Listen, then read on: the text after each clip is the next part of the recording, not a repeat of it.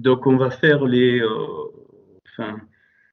donc la troisième vague de 5 étapes. Et donc, bon, vous pouvez ouvrir déjà le fichier. J'essaie de simplifier au maximum, hein, parce que voilà, j'ai compris que bon, il faut rester simple parce que pas tout le monde fait l'hébreu. OK. Alors, dans cette troisième vague, donc on est au niveau de la NetStar, puisqu'on est parti donc de la Malroute du Yesod, et puis on arrive pardon, on est passé par la Hod, et puis on arrive à la NetStar au niveau des Séphiroth. Mais c'est pas ça qui est important, c'est surtout ce qui est important, c'est que nous sommes dans l'alliance d'Abraham. Donc l'alliance de la circoncision. Et donc, alors je vous ai mis sur le fichier, vous voyez, donc en jaune, Abraham, donc valeur numérique 248, et donc qui veut dire, donc Av, c'est le père, et donc Graham, c'est l'abondance, la multitude, le nombre. Donc c'est père d'une grande multitude. Cette alliance d'Abraham sera définitivement accomplie par la venue de Yeshua. Et c'est à un moment donné, quand les religieux s'adressent donc à lui, donc il leur parle qu'ils ont pour père Abraham. Et le Seigneur il dit, mais si vous aviez pour père Abraham, eh bien vous comprendriez ce que je dis. Pourquoi? Parce qu'avant qu'Abraham a été, je suis. Donc, si vous voulez, l'alliance en Abraham, donc avec le Hé, donc est fondamentale. Elle est, bien sûr, il y a les autres alliances, mais j'allais dire que l'alliance en Abraham, c'est une alliance qui préfigure l'alliance de sang qui sera repris plus tard par Moïse, mais ils ont des fonctions différentes. Et quand Tzipora, donc le petit oiseau, enfin Tzipora, la femme de Moshe, donc, eh bien, il y a un élément qui se passe, et puis elle coupe les prépuces, elle coupe le prépuce de son fils, et elle jette le prépuce 3 fois aux pieds de Moïse, et elle lui dit, tu es un époux de sang, mais c'est très mal traduit, c'est un époux des sangs. C'est-à-dire au pluriel, donc Adamim, et Adamim, donc les sangs, donc au pluriel, Mim, ça fait 90, hein, et Adamim, donc 95. Et puis, il y a tout. Donc, pourquoi cette alliance descend au pluriel ou de 200, c'est-à-dire 2 fois un sang d'une façon et un sang d'une autre? C'est parce que, eh bien, il y aura toute la période qu'on appelle la période juive jusqu'à la destruction donc, du temple en l'an 70. Donc, et là, jusque-là, eh bien, il fallait que le sang des animaux coule. Et le sang des animaux donc, qui coule, c'était pour purifier les choses terrestres. Et Paul va nous révéler en hébreu que ce sang de l'alliance en Abraham, eh bien, il était nécessaire parce que c'était l'ombre des choses à venir, c'était une marque.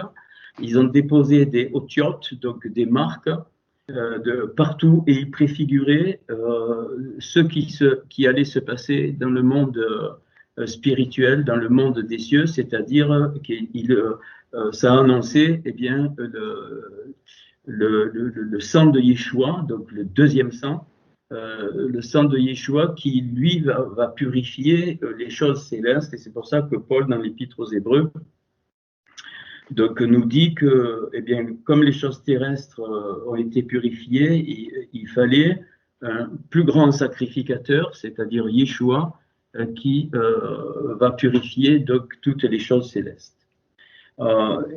Et donc là, on est dans le niveau de révélation qui montre que la faute du premier Adam, Adam Arishon, donc le premier Adam, alors si vous traduisez Adam, on peut le dire avec le premier sang. C'est exactement le premier Adam, c'est exactement la même chose qu'avec le premier sang.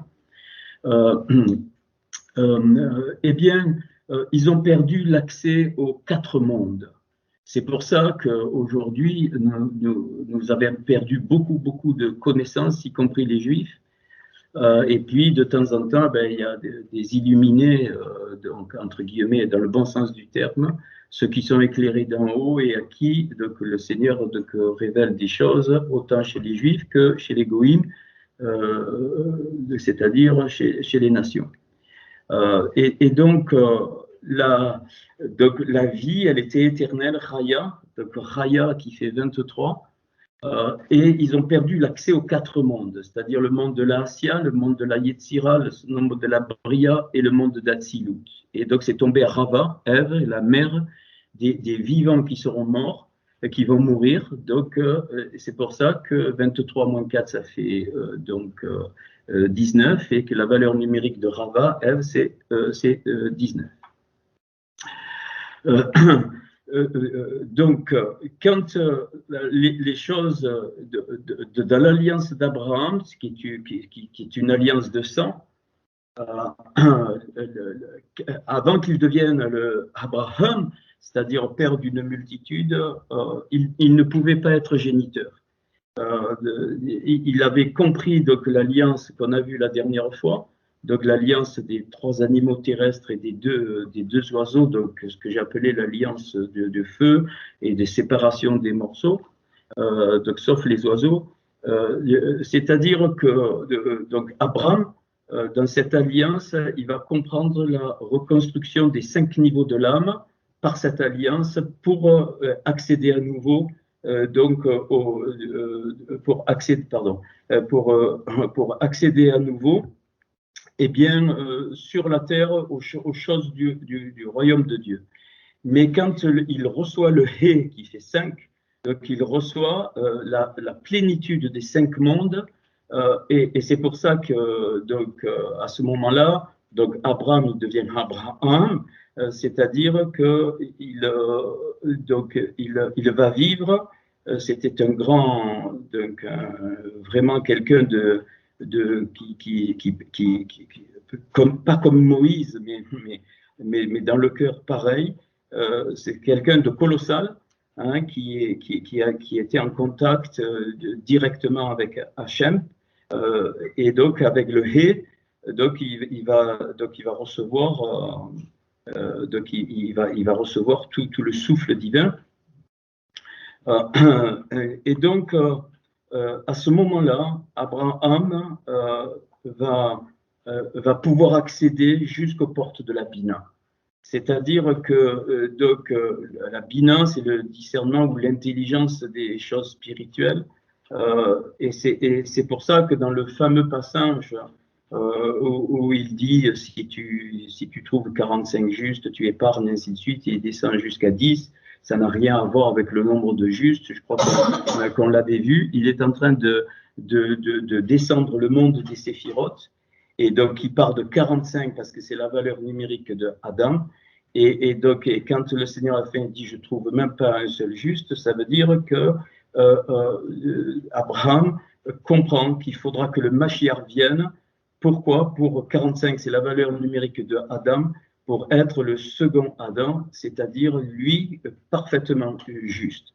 Et quelqu'un qui va préfigurer donc Yeshua, c'est Yosef, et c'est pour ça que les Juifs ont parlé du Mashiach ben Yosef en tant que juste, et puis pour les nations, le Mashiach ben David donc, en tant que roi. Donc c'est le deuxième sang. Donc le deuxième sang, l'accomplissement, l'œuvre de la croix, c'est pas d'abord pour l'être humain, L'œuvre de la croix, elle est d'abord pour la purification de tout le monde spirituel et de toutes les portes, y compris celle de la Bina.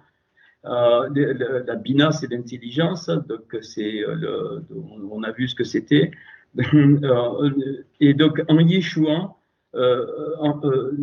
il est la sagesse. Alors, il est dit dans Proverbe 9, Proverbe 9, verset 1, que les rochmot, c'est-à-dire la sagesse ou l'ensemble de toutes les sagesses, donc Banot bâtit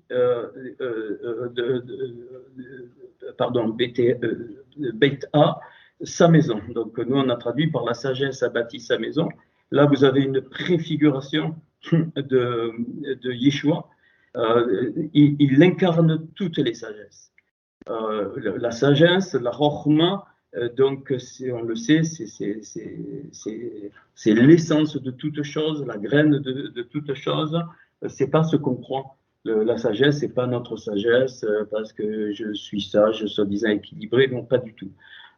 Donc pourquoi je dis ça? Parce que quand le Seigneur est venu, donc il a complètement ouvert toutes les portes et donc il a enlevé le voile, bien comprendre. Et donc le voile est lié à la circoncision. Le voile est lié à la circoncision, donc le prépuce de l'homme, il est fermé, c'est un voile qui doit être ôté. Donc c'est pour ça que la circoncision est dans la chair, parce que ça préfigure le dévoilement, l'enlèvement du voile donc sur du prépuce donc, qui est sur le sexe de l'homme. C'est une signification très très forte spirituelle. C'est pour ça que les Juifs l'appellent le Brit HaKodesh, c'est-à-dire l'alliance sainte. Et cette alliance sainte, ça voulait dire que donc, le voile doit être enlevé pour que Yeshua soit révélé. Et dans le domaine des séphirotes, donc la malroute donc, reçoit toutes les lumières d'en haut. Et donc, pour que les lumières descendent dans la malroute, le voile, donc le voile de la partie féminine, c'est spirituel, hein, ce que je dis, de la partie féminine, lui, il ne doit pas être enlevé, mais il doit être ouvert. C'est-à-dire, c'est pour ça qu'il y avait les rideaux dans le parvis, le tabernacle et ainsi de suite, jusqu'au lieu très saint. Pourquoi? Parce que toute la vie spirituelle d'en haut doit, donc, si le voile n'est pas enlevé, c'est-à-dire la révélation de Yeshua, donc le prépuce n'est pas enlevé, donc Yeshua ne peut pas être révélé. C'est pour ça que Paul me dit que la circoncision de la chair n'est rien, mais la circoncision du cœur, c'est ça qui est important. Mais il faut qu'on soit capable de recevoir, c'est-à-dire nous devons déchirer donc le voile intérieur pour pouvoir donc recevoir les choses de Hachem. Et c'est ce que le Seigneur a fait à la croix. C'est-à-dire non seulement il a coupé le prépuce dans son de façon symbolique, mais il a aussi ouvert le voile. Et c'est pour ça que donc le mot Helem, voile, c'est les mêmes lettres que Olam, c'est-à-dire le monde. C'est-à-dire c'est notre monde, la réconciliation. Donc, et c'est pour ça qu'à la croix, rappelez-vous, le voile a été déchiré de haut en bas, c'est-à-dire que donc, la venue de la vie donc, de Hachem par l'œuvre de Yeshua donc, est venue et a définitivement établi éternellement l'alliance d'Abraham, c'est-à-dire l'alliance de la circoncision. Cette alliance, donc, elle est fondamentale. Et donc, par cette œuvre, la restauration des quatre mondes nous est donnée, mais pas donnée. Nous avons accès aux quatre mondes, mais de façon en prémisse. C'est pour ça que Paul il dit pourquoi? Parce qu'il y a tout un temps où le Mashiach il y a un temps où le Mashiach sera complètement dévoilé, donc révélé, c'est-à-dire qu'il y aura une liberté, et c'est une liberté totale de sa présence, Ça, c'est quand il va venir, et c'est pour ça qu'il prépare l'épouse. Il prépare l'épouse parce que il n'y a que l'épouse qui peut recevoir la totalité de la vie spirituelle, de la vie éternelle spirituelle. Même si nous sommes nés de l'esprit, même si nous sommes en Yeshua, nous n'avons pas accès à la totalité, et c'est voulu par Hachem, à la totalité de tout ce qui émane des quatre mondes que nous avons perdus, parce que Paul nous dit dans Romains que nous vivons que les arts de l'esprit, c'est-à-dire les prémices de l'esprit. Pourquoi? Parce que tant qu'il n'y a pas l'épouse qui est prête, tant que l'épouse n'est pas construite pour recevoir le Mashiach, on n'aura que les arts de l'esprit. Donc, c'est pour ça que nous ne vivons pas la plénitude qu'on voudrait vivre, qu'on perçoit au travers des Écritures, parce que ce n'est pas le temps. Quand il viendra, ça sera le temps.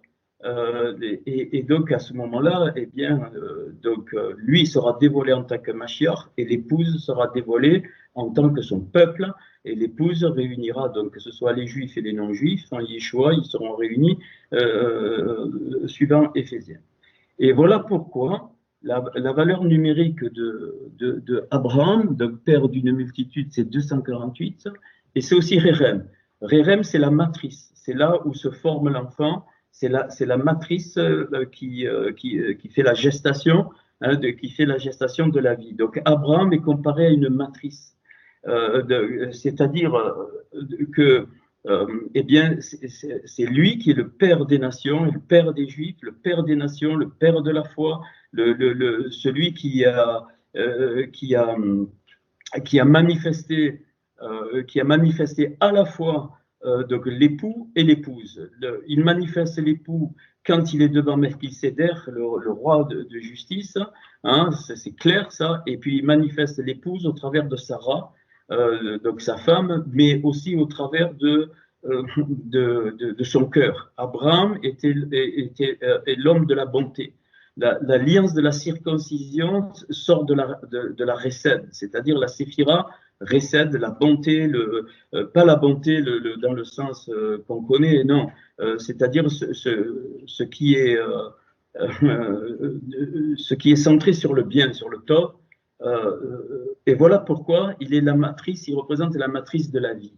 Et Abraham représente la matrice de la vie spirituelle.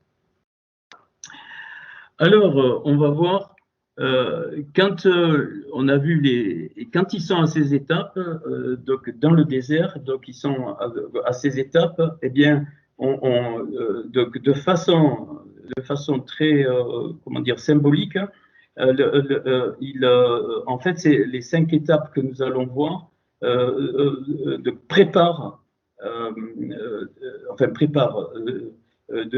rappel ou annonce l'alliance de la circoncision d'Abraham et surtout l'accomplissement en Yeshua. C'est ça, donc ces cinq étapes donc me parlent de cette alliance qui est éternelle, hein, donc elle est clairement dite. Il y a un gros rush, il faudrait les fermer. Elle est clairement dite dans Genèse 17, et 17 c'est la valeur numérique de Tov. Tov, c'est-à-dire ce qui est bien, la récède, la bonté, et donc Genèse 17 à 27 versets, c'est-à-dire 3 au cube. 3 au cube, ça veut dire que cette alliance, elle va littéralement 3 au cube, c'est la signification de tout l'univers. Hein, chaque fois que vous avez 27, ça veut dire c'est tout l'univers, les cieux et la terre, c'est quelque chose qui représente donc pas que notre terre, mais tout, partout, donc, où cette alliance peut agir. Alors, ça c'est un petit peu le canevas. Donc je vais nommer les 5 étapes donc sur le fichier. Alors rappelez-vous, hein, pourquoi il y a 42 étapes, parce que quand ils arrivent, c'est bête, le 2, dans le nom du pays ou le nom de l'arrêt. Et quand ils partent, c'est même, ils sortent d'eux, même, c'est sortir d'eux, extrait d'eux, ça fait 40, 42, ça fait 42. Alors voilà, donc ici, avec mon classement, chose que le Seigneur m'a montré, c'est un angle de vue, je ne prétends pas. Donc j'ai sorti ces 5 étapes sur le fichier, que vous avez le fichier total des 42 étapes que je vous ai envoyé, hein, vous l'avez depuis un moment. Et donc, alors, on va. Donc, c'est. Pardon.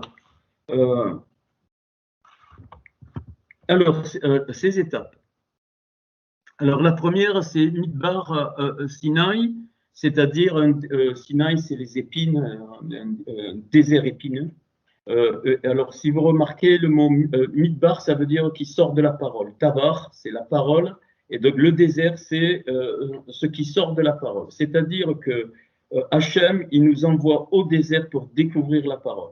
Je ne parle pas de lecture de l'écriture. À cette époque-là, très peu lisaient Moshe, plus tard recevra la Torah, ainsi de suite. Mais c'est la parole vivante. Le Davar, c'est la parole vivante.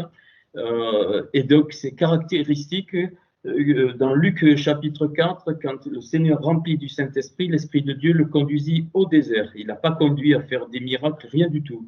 Il a conduit d'abord au désert. Et donc déjà, ça nous parle.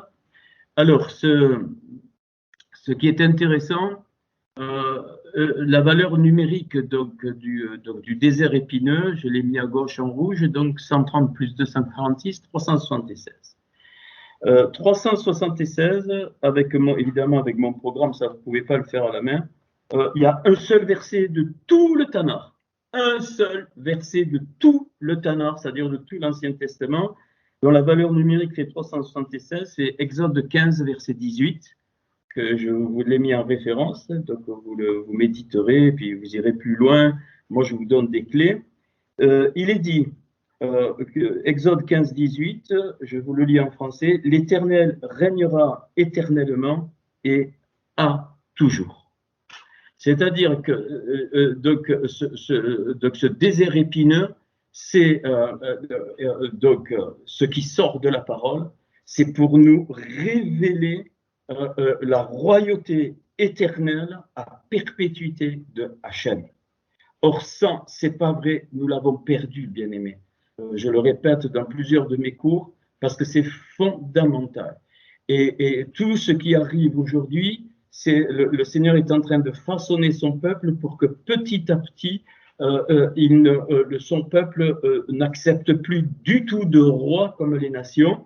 Rappelez-vous, hein, je vous en ai parlé dans Samuel, dans Deutéronome, il est parlé des 9 lois du roi, c'est-à-dire tu veux un roi comme les nations, parce que jusqu'à Samuel, c'était les Shoftim, donc les juges. Donc le dernier juge en Israël, ça a été Samuel, qui était prophète, parce que c'était les prophètes qui dirigeaient le peuple et non pas les rois. Il dit, c'est pas toi qui rejettes, c'est moi. Et ils l'ont rejeté en tant que roi. Il dit, veut un roi comme les nations, allez. Et donc c'est un jugement, donc on le verra dans Osée tout à l'heure, où le Seigneur ne voulait pas de roi. Absolument pas. C'est complètement anti-Torah. Et donc la première chose dans cette alliance d'Abraham, la première chose qui est révélée dans cette étape du désert, eh bien, c'est que l'Éternel doit régner éternellement et à toujours. C'est bien dans la pensée, mais c'est concret aussi. C'est-à-dire que ça doit descendre dans nos vies, ça doit descendre dans nos actes, ça doit descendre dans notre façon de vivre, ainsi de suite. Il est roi. Point final. Il est le roi des rois, le seigneur des seigneurs. Il n'y en a pas d'autre. Absolument pas d'autre. Et le Seigneur est en train, dans ces temps de la fin, de nous repréparer à vivre cette dimension, c'est-à-dire qu'il y aura, je pense qu'il y aura toute une partie de l'humanité qui n'aura plus de gouvernement, plus de roi, mais ça sera l'Éternel qui sera roi, et il est dit qu'il sera roi de toute la terre dans un autre passage au temps de la fin. La deuxième étape, après je vais livrer les révélations, La deuxième étape, c'est Kiverot Ata Ava. Donc, Kiverot Ata Ava, c'est les tombes de la convoitise.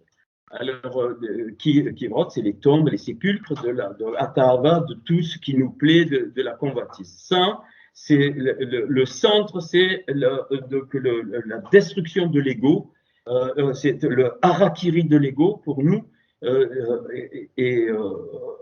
j'y tiens, ça ressort aussi dans plusieurs cours, parce qu'on a été habitué au contraire, et c'est surtout pas dans les milieux religieux qu'on va vous mettre dans les tombes de la convoitise, c'est pas vrai. C'est pas vrai du tout. La religion est une forme de convoitise très très grave parce qu'elle est trompeuse. Alors, Kiverot, donc Ata Ava, la valeur numérique, vous voyez, 417 plus 702, donc c'est 1119. Je n'ai pas le temps de développer là, mais parce que je veux vous donner vraiment l'essentiel. Et 1119, il y a un seul verset de la Torah, cette fois, qui a cette valeur, et 2 autres versets dans le Tanakh. Pas plus, pas moins. Alors, le seul verset de la Torah, c'est Exode 35, verset 9, je vous l'ai mis, et qui parle. Alors, c'est quand il y a l'instruction pour le sacrificateur d'avoir les l'éphod, les pierres d'onyx, ainsi de suite. Il nous est dit donc des pierres d'onyx et d'autres pierres pour la garniture. Enfin, c'est pas d'autres pierres, c'est des pierres d'onyx, et ces pierres sont pour la garniture de l'éphod et du pectoral. Donc là, il y a quelque chose qu'il faut comprendre. Alors, onyx, c'est le feu, c'est Resh, donc c'est le feu, et donc les pierres Heven, c'est la même racine que les fils. Donc,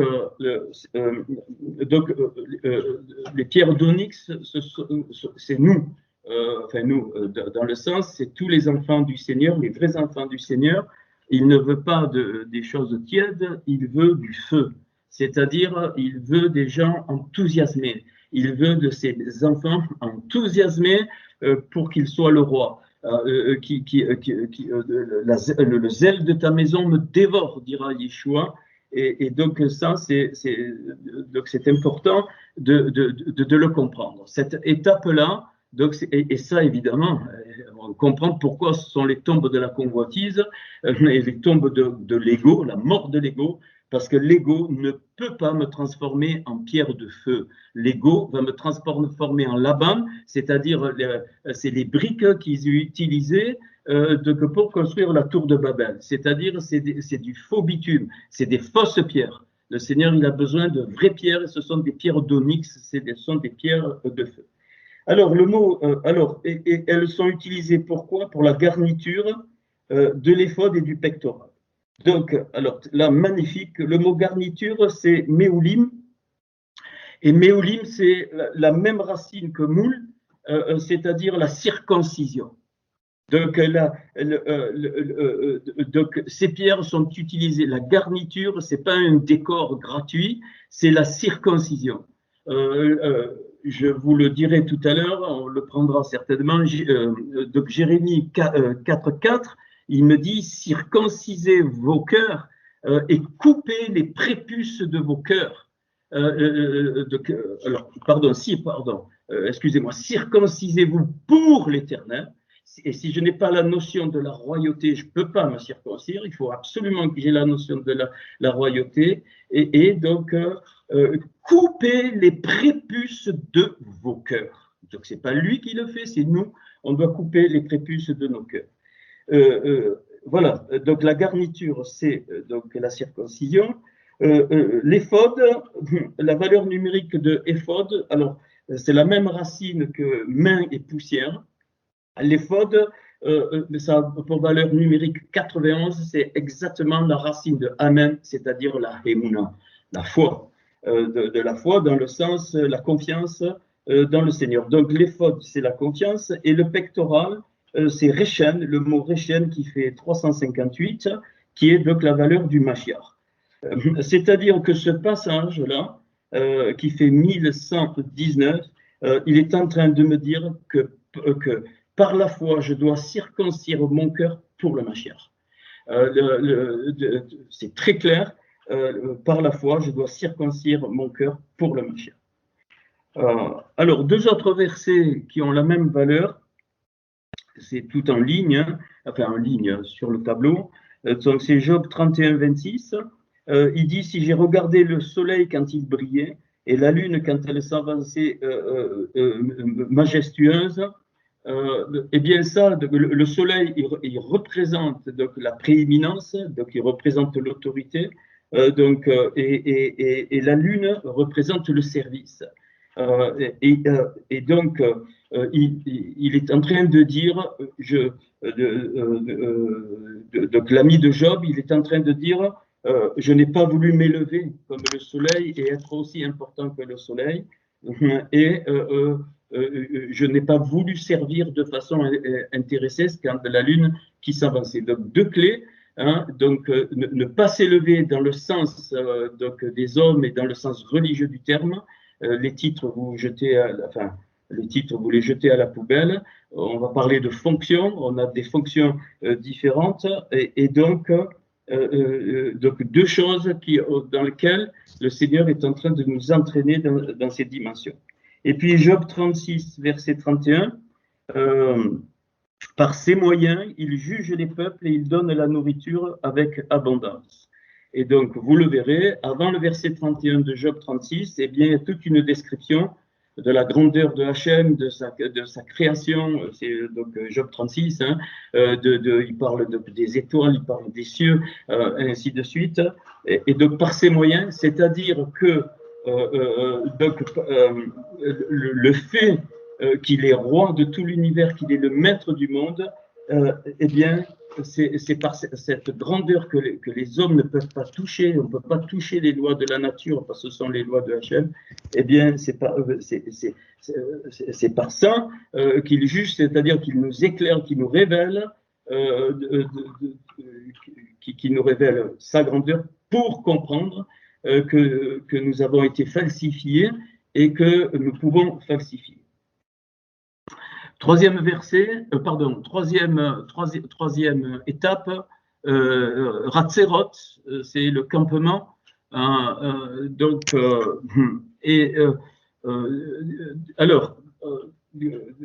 C'est-à-dire, alors, Ratzerot, alors c'est Ratzon aussi, c'est la racine, c'est Ratzon, c'est-à-dire, donc pour.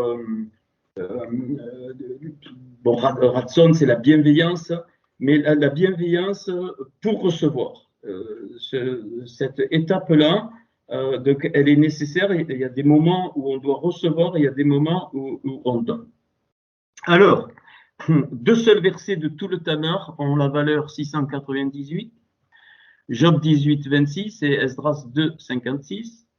Alors, et ces deux versets me révèlent trois noms de villes pour le premier et pour l'autre trois noms de fils. Alors les noms des villes, alors il est parlé de la tribu de Benjamin. C'est des villes qui sont données à la tribu de Benjamin. Alors c'est Josué 18, 26. Josué, pardon, pas Job. Josué 18, 26. Qu'est-ce que j'ai mis là? Non, alors c'est pas Job, vous corrigez. Sur mon fichier, j'ai une petite erreur, c'est Josué 18, 26. Excusez-moi. Donc, Josué 18, 26 à la place de Job, hein, sur la troisième ligne. Alors, la tribu de Binyamin, Binyamin, ça veut dire fils de ma main droite, et il était donc Binyamin, c'est-à-dire fils de ma douleur. Binyamin, fils de ma douleur. Donc, il s'est transformé de la douleur donc à la main droite, c'est-à-dire donc à la dimension de Yeshua. La main droite représente Yeshua. Et donc le nom de ces trois villes, il y en a trois. Donc c'est Néamitsipe, qui veut dire donc, garder, veiller, sentinelle. Donc dans cette alliance de la circoncision, doit se lever des sentinelles. c'est-à-dire des gardiens et des alerteurs. Hein, les sentinelles, elles alertent comment? Par l'observation, puisque c'est la même racine que tsafar. Donc, nous devons scruter. Hein, nous sommes des scrutateurs dans ce temps d'arrêt, dans ce campement où on s'est arrêté. On doit réfléchir et scruter. La deuxième ville, c'est Akipera. Donc, Akipera qui veut dire l'expiation. Donc, l'expiation, alors on vient donc au sang, là, hein, donc le sang des animaux, mais aujourd'hui, donc le sang de Yeshua qui donc nettoie absolument le rata, le pécha et le avon, c'est-à-dire les trois types de péchés. Et puis, donc la troisième ville c'est Amita. Donc, et Amita, c'est une fontaine. Ça vient de Matza, qui est une fontaine qui veut dire s'écouler. Qu'est-ce qu'a dit le Seigneur lors d'une fête? Il a dit, hein, celui qui vient à moi, des sources d'eau vive jailliront de son sein. Donc, vous voyez,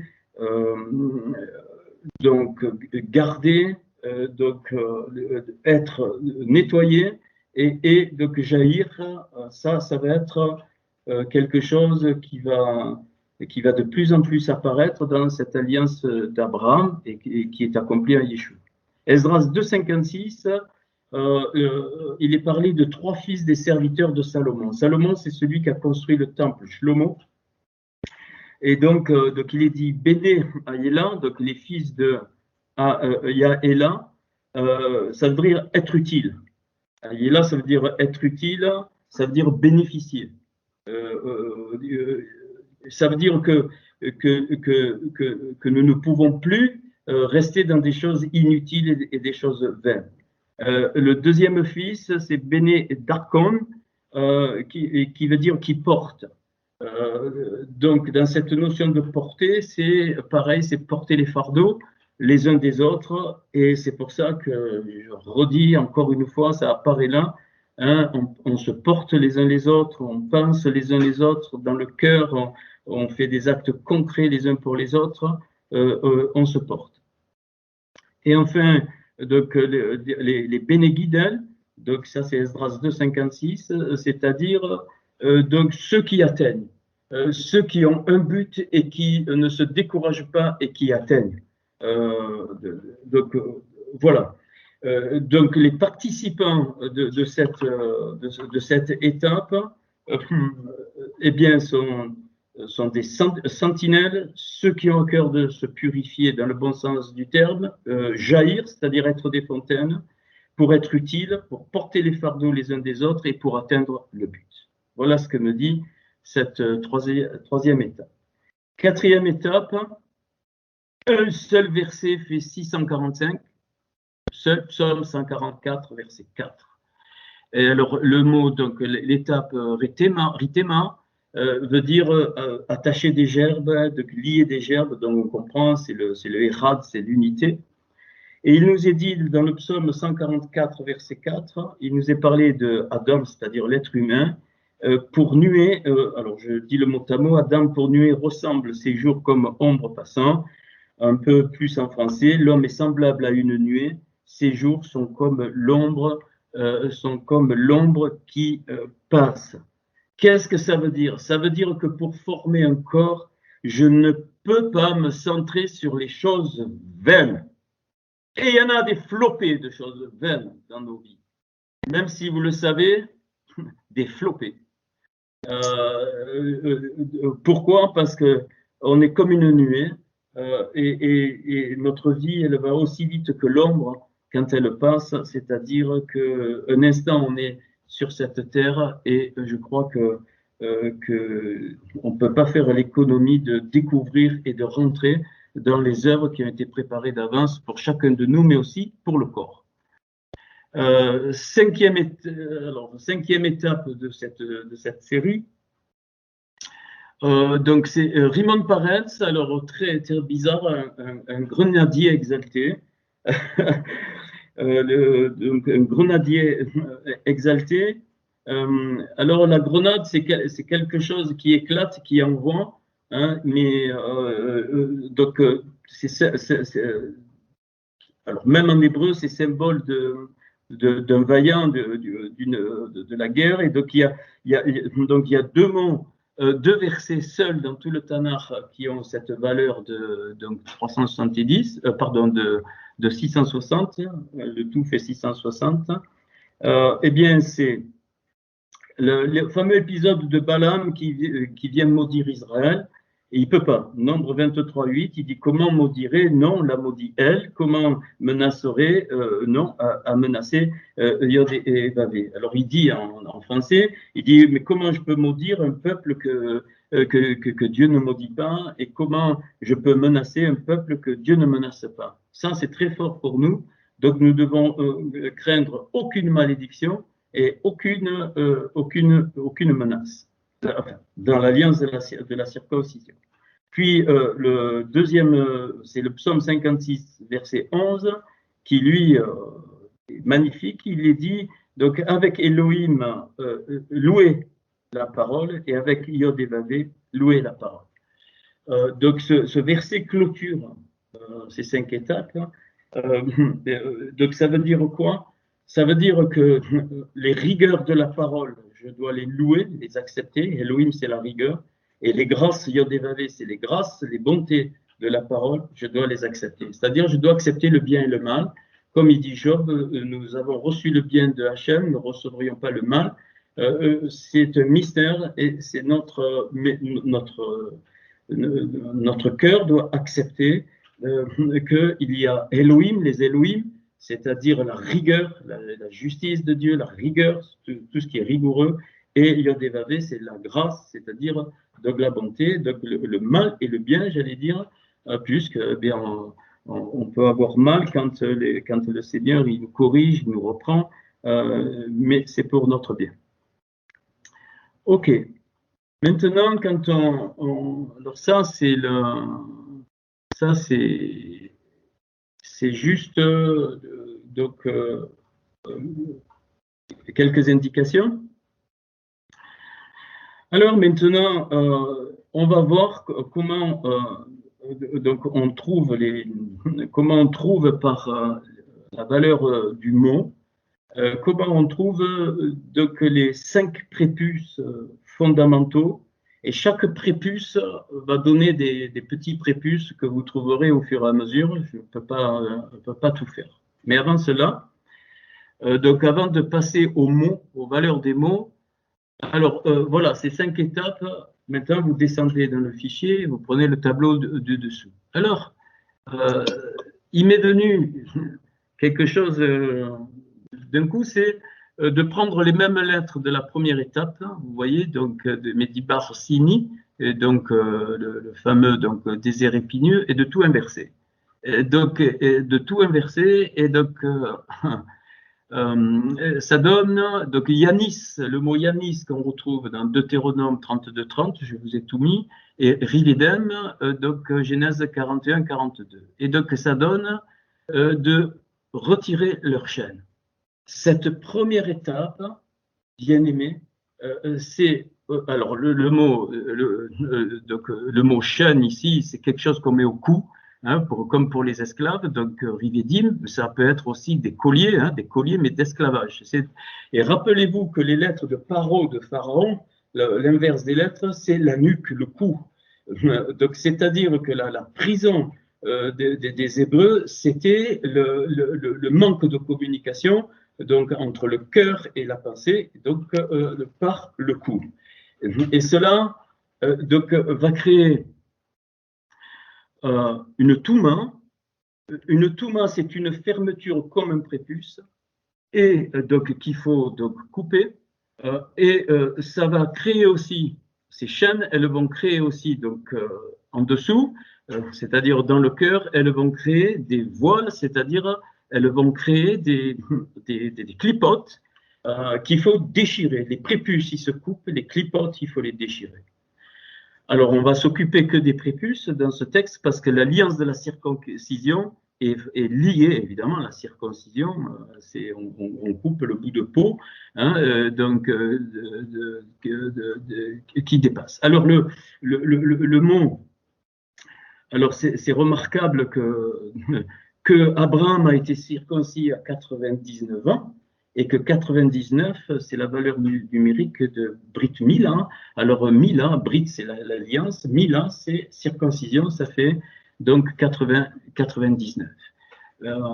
Alors pourquoi 99? Parce que c'est 9 fois 11, ça vous me direz, c'est pas bien, ok, mais 11, c'est les 11 fameuses étincelles qui doivent être réparées, et le 9, c'est la complétude.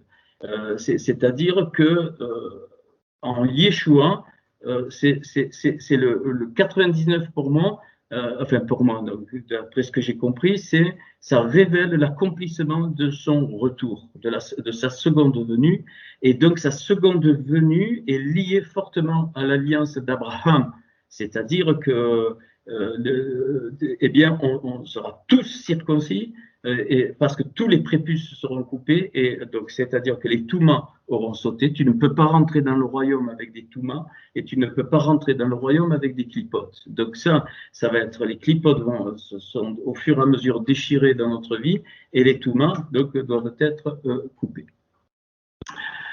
Donc voilà, donc ici, donc évidemment c'est la même valeur que 376 puisque j'ai juste inversé les lettres.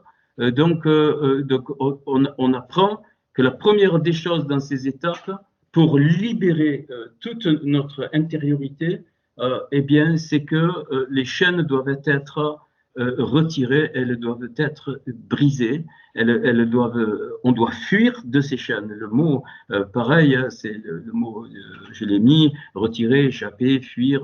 Bon, j'ai mis 2 fois retirer, excusez-moi. Donc c'est à nous. Nous devons sortir, nous, des limites, avec toutes les ingrédients que Hachem nous donne.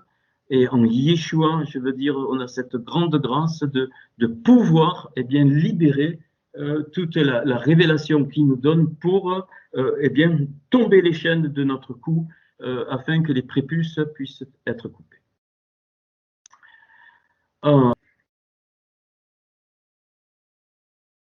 Alors ce mot 376, alors j'ai procédé avec mon programme comme j'ai procédé pour les versets, et c'est remarquable. Donc cette première valeur de 376, le premier mot qui apparaît, qui a cette valeur, c'est « et je façonnerai » en Genèse 2,18.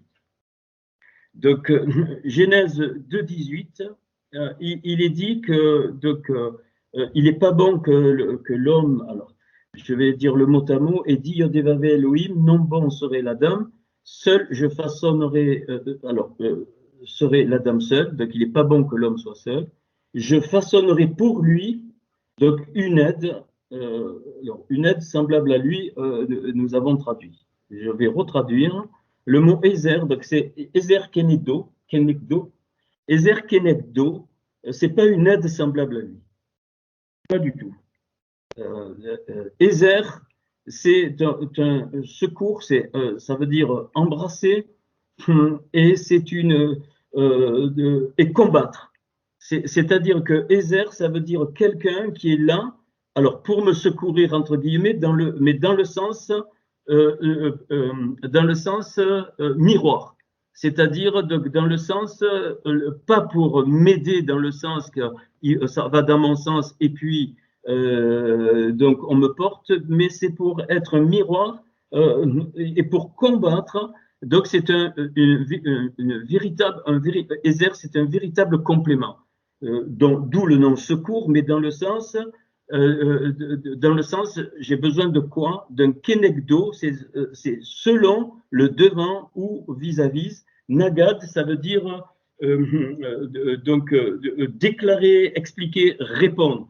C'est-à-dire que ici, le Seigneur, il met en face de moi. Donc, et c'est pour ça que le mariage, donc ça sera pareil pour le Seigneur et l'épouse qui est l'Église, le mariage, l'homme et la femme, c'est l'un pour l'autre, on a besoin d'être un Ezer Kenegdo, c'est-à-dire quelque chose qui combat ce qui est en face, mais dans le sens qui remet en question pour le bien, pour avancer dans les voies de Hachem. Sans ça, c'est zéro. Sans ça, c'est zéro. Donc, ce prépuce-là, ce prépuce-là, c'est un prépuce, c'est le refus de se remettre en question. C'est un prépuce donc à couper. C'est-à-dire je dois accepter la différence de l'autre. Alors pour un couple, c'est l'homme, la femme, les enfants, ainsi de suite. Et donc surtout enlever ce prépuce qui est un des prépuces fondamentaux, donc le refus de se remettre en question. Donc en face, je dois toujours avoir quelqu'un qui me remet en question, même si c'est un frère et sœur en Christ, tout le monde il est gentil, tout le monde il est beau, ça marche pas. Alors,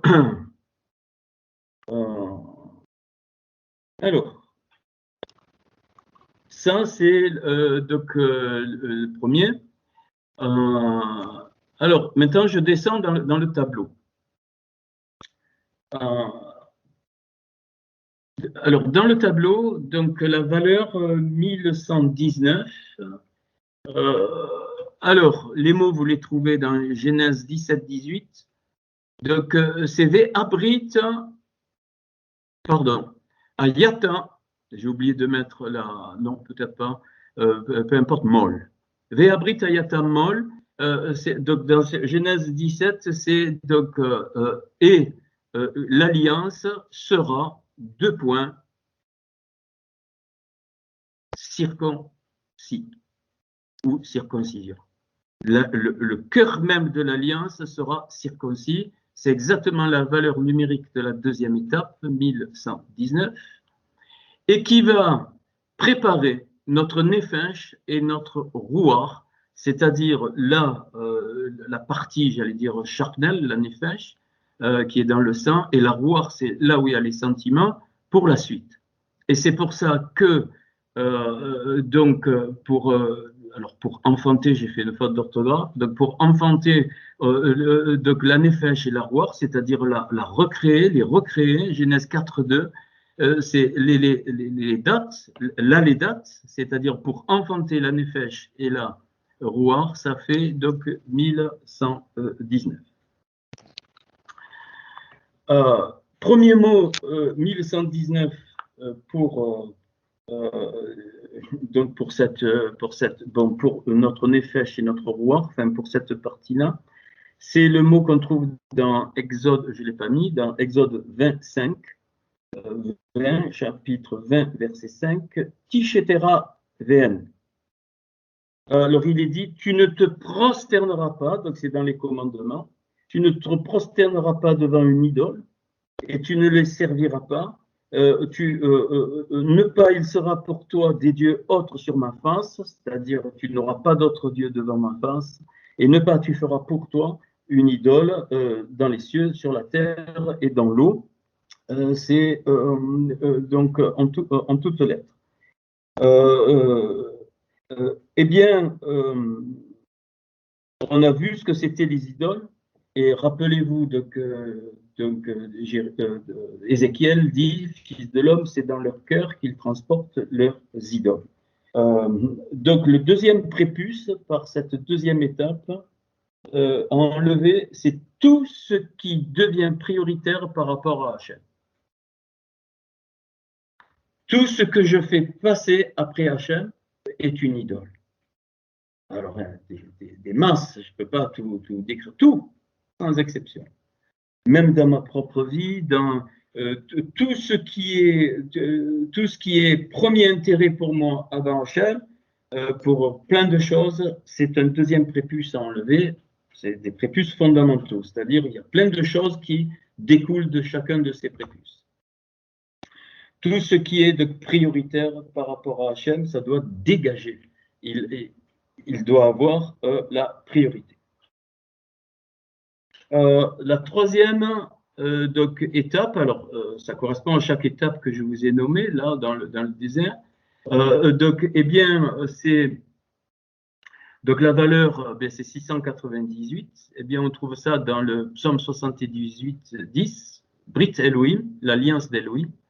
Donc, et que je peux retraduire, mais Abraham Aneshama.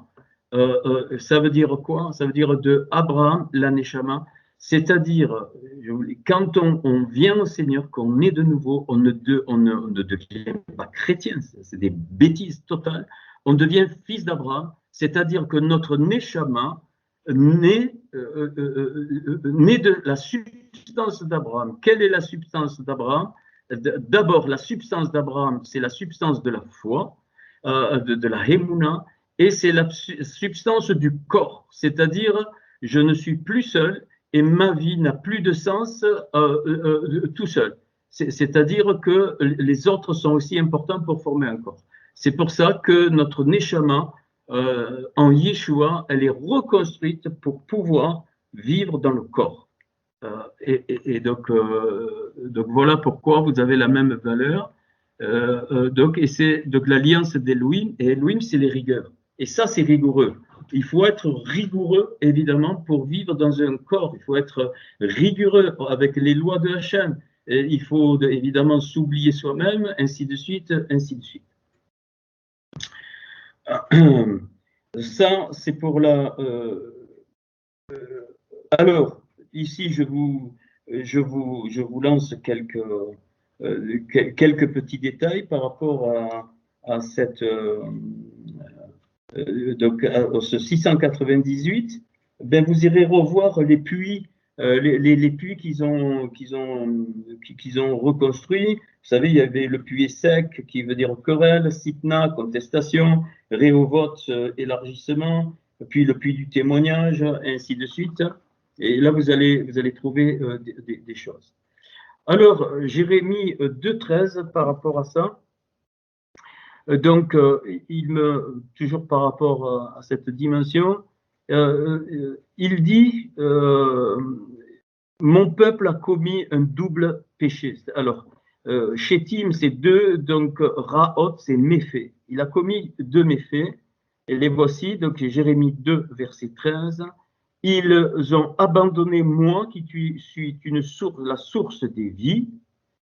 Pour, deuxième chose, pour creuser pour eux des citernes fissurées.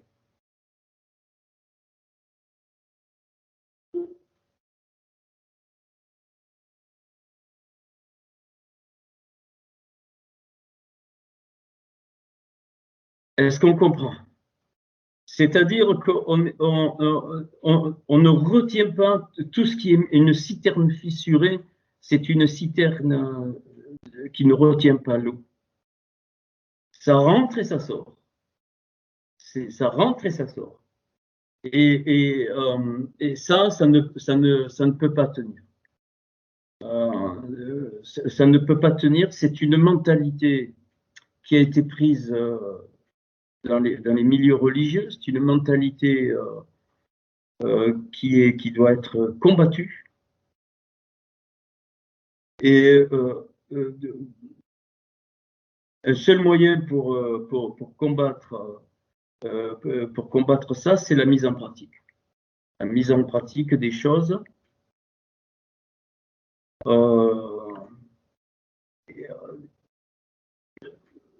Et donc, c'est un...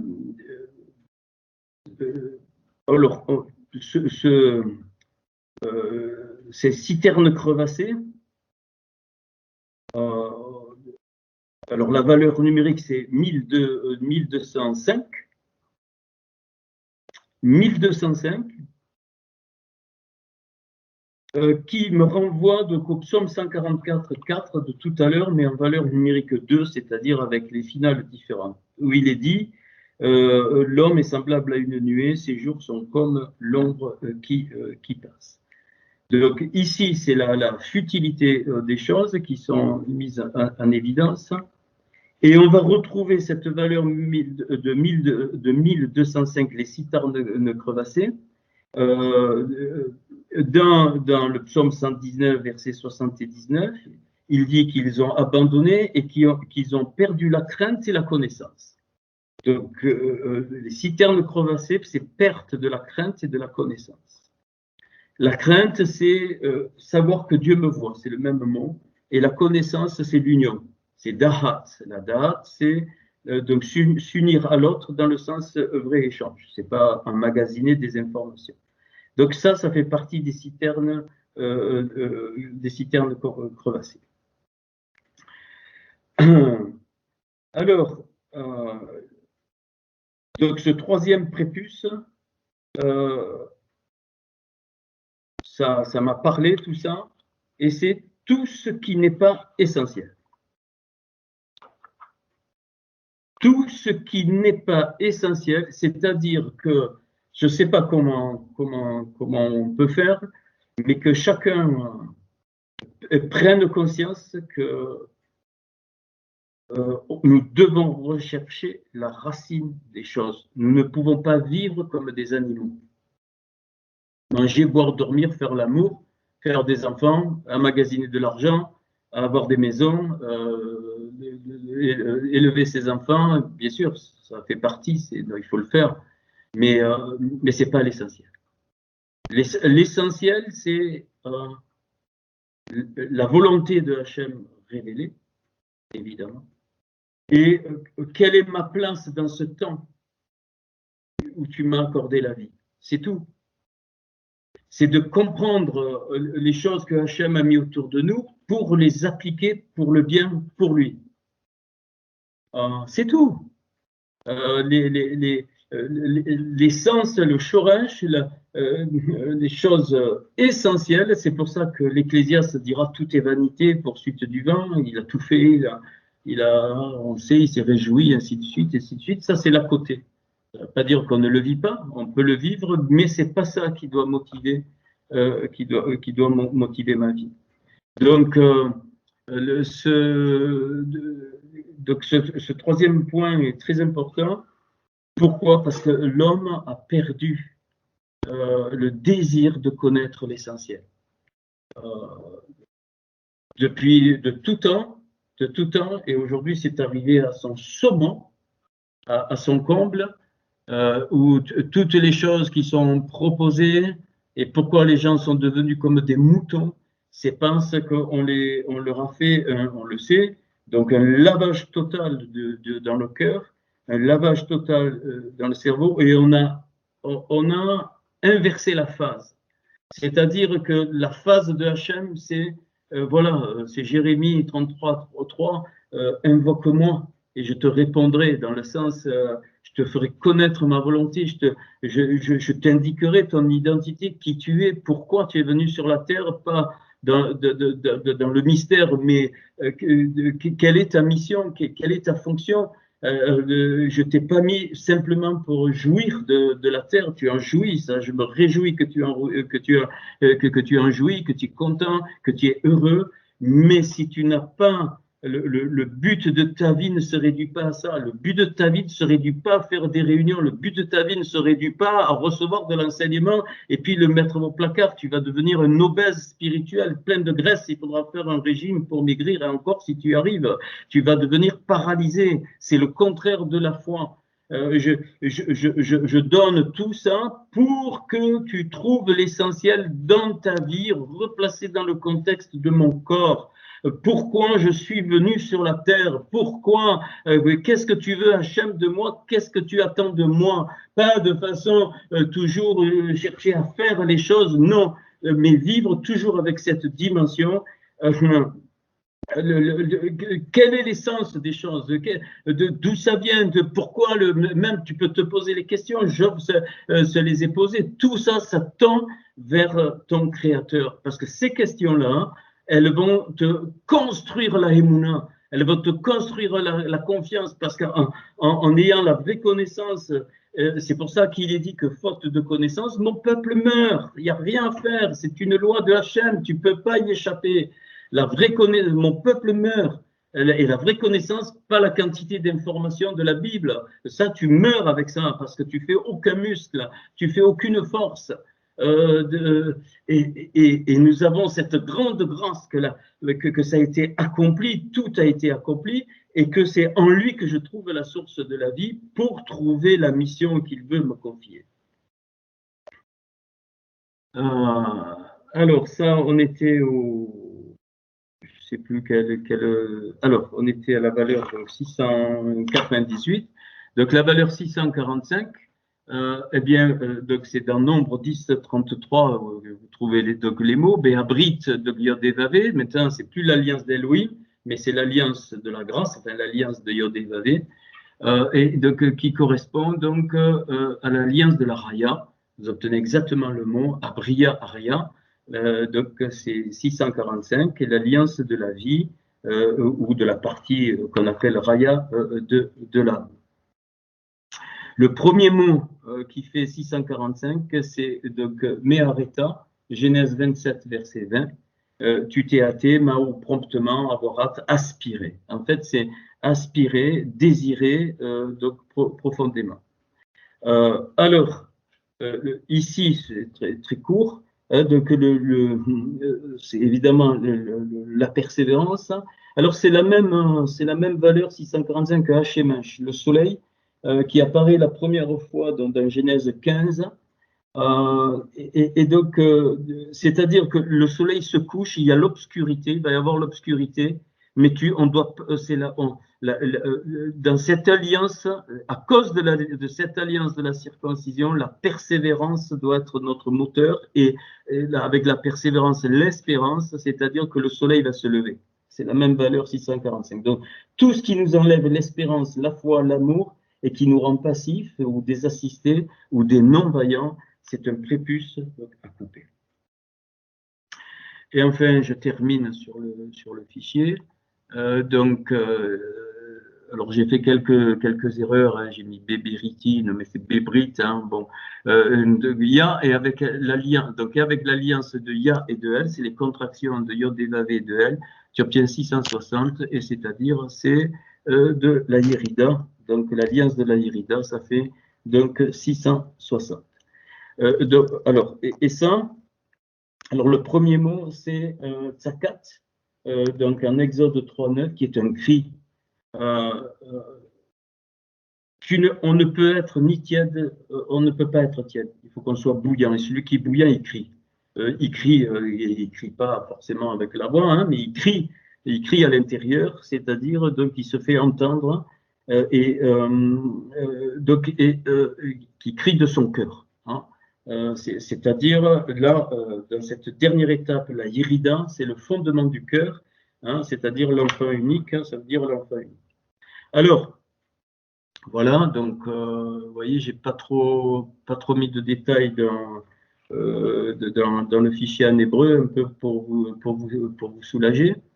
Alors, on va reprendre ce Jérémie 4.4, on va lire le mot à mot. De ce Jérémie 4.4, où il est dit, donc c'est un ordre, circoncisez-vous. Alors, donc à Moulou, donc c'est circoncisez-vous pour Yod et Vavé, et ôtez les prépuces de votre cœur. Donc les 5 prépuces qu'on vient de voir fondamentaux. Après il y en a plein hein, qui découlent. Donc homme de Yehuda, donc ça représente les nations. Et une partie des nations qui, en Yehuda, eh bien, ont trouvé le Seigneur d'Israël, et habitants de Jérusalem aussi, de peur que sorte comme le feu ma fureur, et qu'elle brûle, et personne ne pourra l'éteindre à cause de la méchanceté de vos actions. Alors le mot méchanceté ici, c'est pas ce qu'on croit, c'est-à-dire c'est des actions qui n'ont pas atteint leur but. C'est ça que ça veut dire, hein, c'est roi, des actions qui n'ont pas atteint le but. Donc, deux choses dans Jérémie, les citernes crevassées donc, et les prépuces. OK. Et si je fais la somme de ces 5 étapes, je ne l'ai pas mis, donc vous additionnez 376, 1119, 698, 645 et 660, vous obtenez 3498. Et 3498, un seul verset de tout le Tanakh fait 3498, et ce verset clôture le livre de Osée. Le prophète Oshéa, qui veut dire salut, c'est la même lettre que Yeshua, et c'est le tout dernier verset. Donc, le prophète Osée, 14, verset 9, eh bien, sa valeur numérique de ce verset fait la somme des 5 étapes, qui nous libère de nos chaînes, ces 5 étapes, et qui reconstruit les 5 niveaux de notre âme. Et ce verset, verset 9, il dit que celui qui est sage prenne garde à ces choses, les choses qui viennent d'être nommées. Que celui qui est intelligent les comprenne.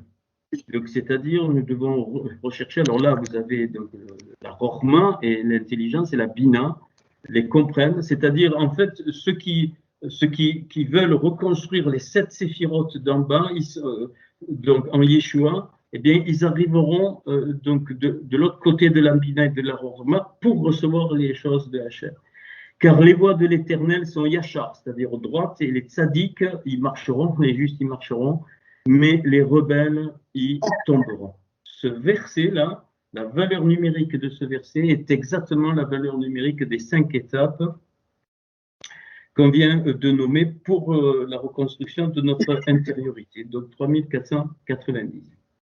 Et qu'est-ce qui est donc que celui qui est sage prenne garde à ces choses, et qu'est-ce qui vient d'être nommé?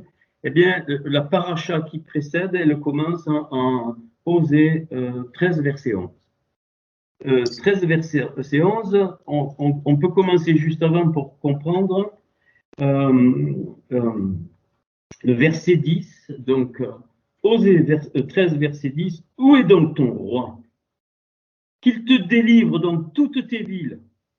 Où sont tes juges au sujet desquels tu disais, donne-moi un roi et des princes? Je t'ai donné un roi dans ma colère. Je t'ai donné un roi dans ma colère. Donc, ce n'est pas la volonté de Hachem. Et je te l'ôterai dans ma fureur. Je te l'enlèverai dans ma fureur. C'est pour ça que on est complètement désarçonné. Plein de béquilles, plein de fondements faux sont obligés, plein de piliers. Donc, rappelez-vous ce que j'ai dit tout à l'heure, Proverbe 9.1, la sagesse a construit ces 7 piliers. Hein, on pourra aller voir, c'est les 7 patriarches. Vous avez les 7 piliers de la sagesse dans les 7 patriarches, donc de Abraham jusqu'à David. On le fera la prochaine fois. Enfin, je vous les nommerai la prochaine fois. C'est pour ça que nous sommes complètement bousculés. On ne peut plus avoir de repères. Pensez à la vision d'Ézéchiel, quand il est au bord du fleuve et qu'il avance au quai et que l'eau arrive jusqu'à la taille, il ne sait plus. Il ne sait plus ce qu'il faut qu'il fasse jusqu'à ce qu'il se jette dans l'eau. C'est la même chose. Hein. Il est dit, donc, l'iniquité d'Éphraïm est gardée, son péché est mis en réserve, les douleurs de celles qui enfantent viendront pour lui. Et c'est un enfant qui est peu sage, qui, au terme voulu, ne sort pas du sein maternel. Là, on est en pleine touma. Si les prépuces ne sont pas coupés, on ne sort pas du sein maternel. Toute notre intériorité ne peut pas revivre, bien aimé. C'est évident. Et je les rachèterai de la puissance du séjour des morts.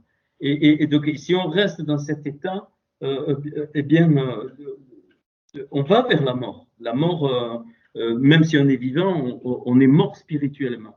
Je les délivrerai de la mort, aux morts où est ta peste, séjour des morts où est ta destruction, mais le repentir se dérobe à mes regards. C'est-à-dire que Hachem, il ne trouve plus la teshuva, c'est-à-dire remettre la couronne sur le roi. Éphraïm a beau être fertile au milieu de ses frères, le vent d'Orient viendra, le vent de l'Éternel s'élèvera du désert. D'où toutes les étapes dans le désert. Le vent de l'Orient, c'est le vent du salut. L'Orient, c'est Kadmon, hein, c'est le Adam Kadmon.